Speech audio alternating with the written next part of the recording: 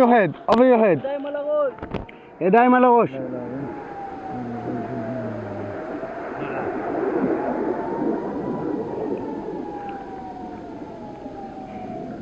אתה מבין למה אי אפשר לעבוד ככה?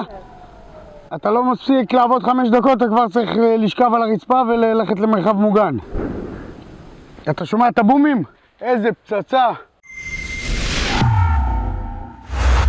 I'm just getting sick and tired of people telling me how they love my work, but that I need to educate myself on the Israel-Palestine conflict. I didn't realize that people sitting in the safety and comfort of their homes in Melbourne and Sydney understand the situation better than me when I'm the one that's lived there, the one that's served in the military there. And my mom, grandma, uncles, aunties, cousins, siblings, nephews and nieces, pretty much most of my family still live there. So today, I'm going to do something a little different. I'm going to share with you just one of my family's stories, their reality that I believe sums up everything that's happening right now. This is my uncle Yossi Yemini. He used to have the cherry tomatoes in Gush Katif. That's what he used to export out of Gush Katif throughout the entire Israel and the Middle East, Ken. Lorak by Israel. In 2005, my uncle Yossi, my mother's brother, his wife and 5 kids were forcibly evicted from their home in Gaza by the Israeli government, ironically, in a land for peace deal with the Palestinians. אני בתור ילד הייתי ילד טוב, ממושמע. אני זוכר, היית חמוד. הייתי ילד מאוד ממושמע, מקשיב לאבא, לא עושה בעיות אף פעם. אבל כשהיה את הפינוי, כבר הייתי בוגר יותר, והחלטתי שאני לא נותן לזה יד, שאני נלחם. לא נתנו לחיילים להיכנס, לפנות אותנו מהיישוב. חסמנו את היישוב. הרבצת לחיילים? לא הרבצת, בחיים לא הרמתי יד על חייל. לא על חייל ולא על שוטר. עשינו להם קשה להיכנס ליישוב, מנענו את זה כמה שיותר שאנחנו יכולים, חושבים שאנחנו יכולים.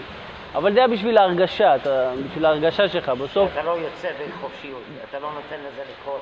בדיוק, לא מרים ידיים בקלות. נלחם, אולי משהו ישתנה.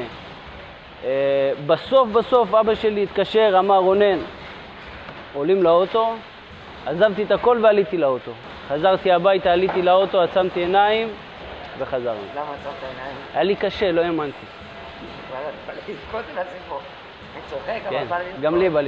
The Israeli government took their family home and my uncle's farm, so their livelihood. They lost everything my uncle had built. היה לי מאוד קשה מבחינה נפשית וכל הבלגן הזה מסביב. לראות את ההורים שלך, לא יודעים מה הולך להיות. אבא שלי שתל את השתיל, גם ביום האחרון שתלנו שתילים. גם ביום האחרון שתלנו שתילים, ידעתי שהולכים לאוטו ונוסעים מפה. אבא שלי אמר, אני שוטל ופתח את המים. This is the uncle I know. He will never say a word, and I think you would agree with me. He's just the nicest person in the world. Would do any good deed for anybody, any time of day if he saw there was a need for it. And this person left, Gaza. He didn't take down, he didn't rip his greenhouses that was taken away from him. It was literally robbed from him by the Israeli government. And he wasn't compensated fairly for it either. And instead of destroying it like every other person would maybe think about doing when he's angry, he was leaving his 100-acre property that he cultivated the desert land that he built his greenhouses on. He left that property to an unknown place. After evicting my family, the government then dumped my family in little caravans, almost penniless, left to restart their lives. But that entire time, my uncle didn't resent the Palestinians. Instead, he actually kept up his connection with those who used to work for him on their farm in Gaza.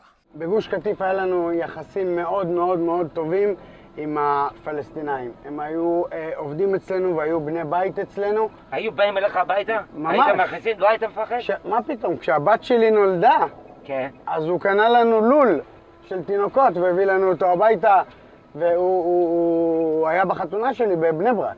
וואלה. הוא הוציא אישור מיוחד. לבוא לחתונה שלי בבני ברק. אז הוא מתייחס אליך כמו אח, ואבא שלך כמו אבא, ממש ככה, אבא שלי גידל אותו, 20 ומשהו שנה הוא היה איתו ביחד. אתה יודע שהעולם לא מבינים את זה, אתה יודע את זה, הם חושבים שאנחנו... הנה, אני טסתי לחול, והוא היה בחול, אל תגיד את השם של המקום, הייתי בחול, ופגשתי אותו בחול, והתחבקנו, כי 15 שנה לא ראיתי אותו והתגעגעתי אליו מאוד מאוד. ממש כמו אח, שעשינו הכל ביחד, והוא עזר לי ברגעים קשים ואני עזרתי לו ברגעים קשים. אבל אתה דתי והוא מוסלמי, איך הוא יכול להיות אח שלך? דבר ראשון, שנינו מאמינים באל אחד, זה דבר ראשון. אז זה יותר קל, וחוץ מזה שנינו בני אדם, וכשבן אדם הוא נקי וישר, לא משנה מה האמונה שלו, גם אם הוא בודהיסט, אם הוא ישר ונקי ובעל ערכים, אז אפשר להתחבר אליו. כל עוד הוא לא רוצה להרוג אותי והוא אוהב אותי, אני אוהב אותו. אין לי שום בעיה עם זה. יש לי מלא חברים ערבים שעד היום אני בקשר איתם. אני לא רוצה להגיד גם שאנחנו שולחים להם קצת כסף למי שנתקע בקשיים. וואלה, אתם שולחים כסף עכשיו? לא קבוע, מי שנתקע בקשיים מדבר, ואנחנו חברים של כמה אנשים ועוזרים, שולחים. וואי. שבוע, חודש שעבר, שלחתי 1,000 שקל לפועל. אנשים בחו"ל לא היו מאמינים לזה בחיים, שלא יאמין. שיהודי דתי, שהיה בצבא 7 שנים, יש לו קשרים כאלה טובים. Today, 16 years on, my uncle, he rebuilt his farms from scratch in undisputed Israeli territory. Gaza, well, that was taken over by a terrorist organization called Hamas that shares near identical charter with ISIS. And now, they're not cultivating his farms to feed hungry Palestinians in the Gaza Strip. No, they're using it to fire thousands of rockets indiscriminately at Israeli homes, including my uncle's farm. Watch this footage my brother captured just a few days ago. Unbelievable. Oh, shit. Shit. Shit.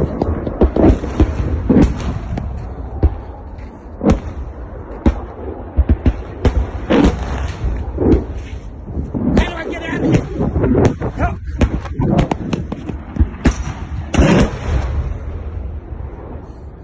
Oh, my God.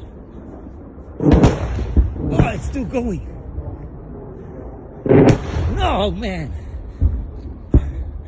Man, I was just coming to show you what happened half an hour ago. It hit our land over here. And they're coming more. Look at this. Oh shit, I gotta get out of here.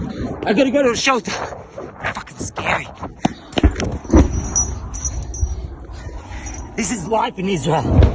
No shelter. Imagine kids going through this. I can't believe it. And just in case you think this is an isolated incident, think again. The next day when we sent a camera crew to film this report, the same thing happened. Over your head. ידיים על הראש.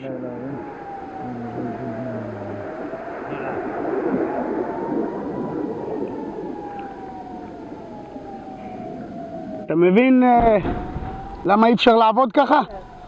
My point of sharing this story, well, my family lost everything in Israel's quest for peace with their Palestinian neighbours. But instead of getting that peace, they're getting rockets.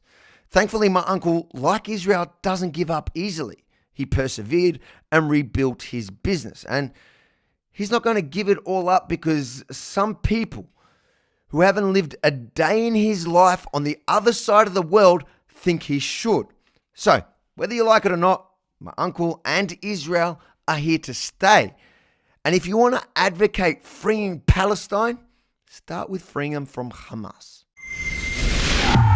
If you learned anything from this report, make sure to pass it on. Share it with all your family and friends. Empower them with the truth so they can educate others. And if you want to have your say, head over to israelorhamas.com. Fill in the survey. Let us know. Do you think Israel has the right to defend herself? israelorhamas.com.